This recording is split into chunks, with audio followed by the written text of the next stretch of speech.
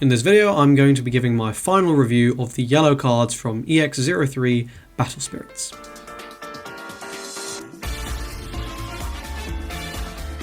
Okay, so this is being recorded right after the Kamen Rider announcement, so I'm not 100% sure when these are going to go out. They're pretty much just going to plug in the schedule when I don't have anniversary or Kamen Rider videos to go up. So you're probably seeing this one relatively early. I'm not sure what you're going to see at the end, but I was just letting you know that's the situation. That's why this is going to have kind of an irregular release schedule, and certainly you won't be seeing this for a few days because obviously we're going to be getting a shit ton of Kamen Rider cards to go over. But anyway, let's go ahead and discuss the yellow stuff. So this is the standard card battler based minion chain, so we can just go ahead and go through these, the first three levels. So let's go ahead and run through to find each one. So the first one we got here, I went past it, is the Angelia Cleo Battle Spirit Angel, 2-drop, 1 yellow cost passive. Draw a card whenever one or more of your minions with cost of 2 is destroyed. This is obviously fantastic because you're going to be spamming the board with 2 cost minions. Now the level 2 you get, and also it's obviously excellent because you get it very early. The level 2 is going to have cost reduction yellow on a 5 cost with only 1 yellow specific, so this is very easy to get out. 5/2 BS Angel. When summoned, search your deck for 1 field minion card with a cost of 2 and put onto your field and shuffle your deck. That is obviously incredible. And on your turn, whenever this minion deals damage, retrieve 1 yellow magic card from your trash that return to your hand.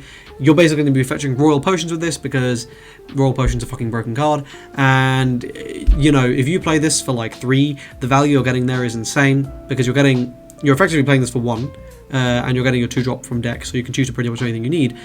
In addition, if you play this for anything less than that, it's free, and obviously if you play this for 1, it is mental. But if you're playing this for 1, you're not getting the maximum value, so really playing it for 2 is the best value. But yeah, it's a bit mad.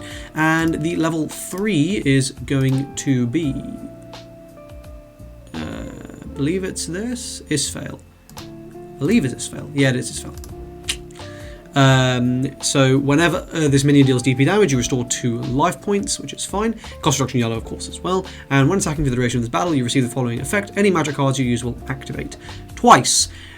This has not been as good as you might expect it to be, and generally speaking, getting to the level 3 is like a bit especially with how early game a deck yellow has been playing as. So this is like it's okay, it's fine. I mean, if you get it off, sick, but it's definitely not like an important part of the strategy, and certainly I've seen yellow decks running just 2 copies of the card battle base minion because really those are the only ones that matter. Obviously there's an argument for running 3 of them just in case something happens, one gets milled or your force gets destroyed early and that's the only thing left, so you have to shove it in. But yeah, you know. Okay, now let's just skip that by revealing the magic, right? Next we have got the other base minion, which is Magisa. Probably Magisa.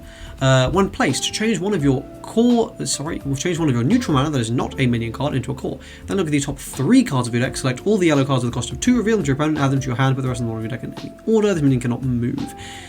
RNG based, right? If you high roll this, it's broken. If you don't, well, it's broken we'll compare it to another base minion in a second. It's not that good. But if you low roll this, it's pretty dog shit. So yeah. And we tend not to like RNG. Generally speaking, if we can secure an effect, that's better. Hydrangea. This card is bonkers. Boost 2 or higher Battle Spirit. When placed, select 3 yellow or neutral field minions, cost of 2 in your trash, and they enter the field. Oh my fuck. This is absolute filth. Yes, play this card.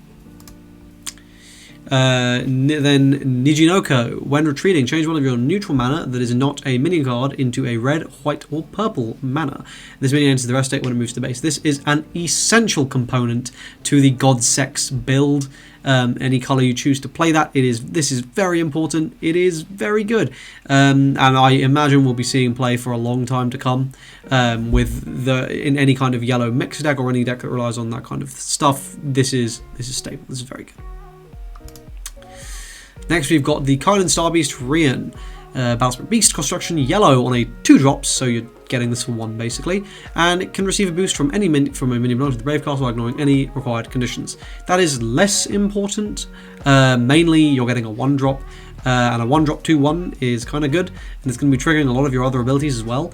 And the fact that it's a 2-cost means that it has various other synergies as well. So yeah, fantastic card, 3 of in basically every 2-cost yellow deck. Next we got Kikasal, passive, draw 1 card whenever one or more of your minions with the cost of 2 is destroyed, 1/1, so this is like pretty much a carbon copy of the base minion one, slightly worse because the base minion one was a 2/1 I believe, so yeah, again, another staple, lots of draw power, which you need because you're going to be playing a lot of cheap things, so your hand is going to go down very quickly. Next we got Minogamin. When summoned, look at the top card of your deck. If it's a card with a cost of 2, reveal it to your opponent out of your hand. Otherwise, put it on the bottom of your deck. Again, another RNG card. This is a bit better because you are, if nothing else, getting some sort of value here, and you know that is worth something. But again, still it is RNG focused, so I'm not a huge fan. But I do see builds running it, so. The Forest Elf Pentan, construction yellow. When summoned, change one of your neutral mana that is not a minion card into a core. This is a 3/0. So I think the biggest reason this doesn't really see much play is the fact that it is a 0 DP card. And well, I think Royal Potion's next, and we'll see why that kind of is a bit of an issue. But in a more Kathleen focused version of this 2-cost deck, that's a bit better. So yep, that's the thing. Royal Potion, all your minions with the cost of 2 enter the active state. Ridiculous card. Literally just goes, I am not done attacking and I won't be for a while. Not a once per turn thing either. On your opponent's turn, you can attack with everything, and on your opponent's turn, drop the Royal Potion, get your whole board back to block. Pretty fucking disgusting. Next we've got the Angelia Cherubim. When summoned, look at the top 3 cards of your deck and select 1 yellow magic card, reveal it to your opponent and to your hand. And when attacking, this minion has received a core, retrieve 1 yellow magic card from your trash and return it to your hand. The biggest problem with this card is it's a 3-cost. So actually, most builds don't really run it. It is RNG based. Now, granted, always salvaging a yellow magic is quite nice. So there is definitely an argument there to play it. How good is it? It's pretty decent. It's just not a 2-cost, is basically the big issue. We've already gone over that, and then we're suddenly into the very high cost cards. The Magical Empress Ambrosius. Cost reduction yellow. Whenever you or your opponent uses a magic card, this minion enters the active state, and on your opponent's turn, if your opponent's minion deals DP damage to your life, retrieve 1 yellow magic card from your trash and return it to your hand. So that's a pretty annoying effect to deal with. Of course, it is reasonably easy to deal with this card, you know, reasonably, but you know, using that on this card is kind of feel bad, but you know, it's worth using on. This is the thing, right? If you get this for 3 or 4, it's pretty damn good. Lots of nice pressure for that kind of cost. If you get this for 7, it's a bit dog shit. I would not play this for 7. So, like, it's not really giving you any immediate advantage is the problem with it. So yeah, it's okay. It's pretty okay. And the Magical Princess Deity Garaldi. Cost reduction yellow and purple. Battlesprit Artist. If this minion returns to your hand from your trash, put it on the field. So that's obviously a very synergistic purple effect. And when attacking, you can banish 1 yellow or neutral card in your trash. If you do, deal 400 BP to 1 of your opponent's minions. So this card is actually a lot better in purple than it is in yellow. Now, how good is a yellow-purple mixed deck? Not fantastic from the builds that have been explored currently. Obviously, the issue is the format is still pretty young. So it could be pretty good. We'll find out. How good is this effect? For 7, not very good at all. For 2 to 3, pretty good. However, worth saying, if you get this back from trash, and there are multiple ways to do that, then just go straight into the field, and that's very, very synergistic with a lot of the really good purple cards. However, a lot of the really good purple revives only target purple and neutrals. So yeah, it's a bit meh. Like, yeah, I'm pretty sure you can get this back with a Belphegor, but why would I get this back with a Belphegor when I can get like much more high value cards back, like an Andros with the Belphegor? So, you know, is what it is. Not fantastic. And finally, Wig Bind. 8 cost flash. For the duration of the turn, your opponent's colour minions can attack or block, and your opponent receives the following effect: you cannot use yellow magic. I believe this is a mistranslation. This should be you cannot use magic cards other than yellow. The correct effect is in game. I went into rather a lot of depth on this card. One of the card reviews when it was being revealed. The issue with this is it gets countered by swoop because it only targets the cards on the field. It gets countered by a lot of neutral minions. It gets countered if you play this against yellow, it's completely dead. If you play this on your opponent's turn, the issue is, like, if they play smartly, they can play around it quite easily.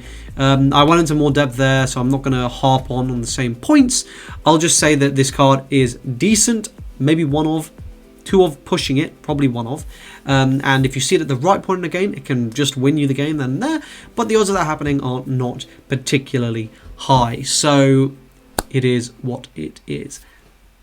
And that's it. Those are all the yellow cards from the Battle Spirits Xcode. How good do I think yellow is? I think it's pretty fucking fantastic. And I reckon that if we hadn't just got a set announced to be coming out in like 4 days at the time of this recording, I'd say, yeah, go ahead, go build it. If you happen to have most of the stuff already, it's not a terribly expensive deck to build, and I can't imagine it will be bad, but I would hesitate and just chill and see how the format develops with the new Kamen Rider set. I hope you guys enjoyed the video today. If you did, leave a like on the video. Please comment your thoughts on any of the cards, or my opinions, or all that kind of jazz in the comment section down below. Join the Discord servers, linked in the description, mine and the Zenonzard unofficial community Discord, the big one. It's got like I think it's got 1,000 members now or something. And subscribe to the channel, get me to 1,000 subs. Please hit the button. I know most of you haven't. Just click it. I'd appreciate it. And that is everything. So I thank you very much for watching and look forward to seeing you in tomorrow's video. Cheers.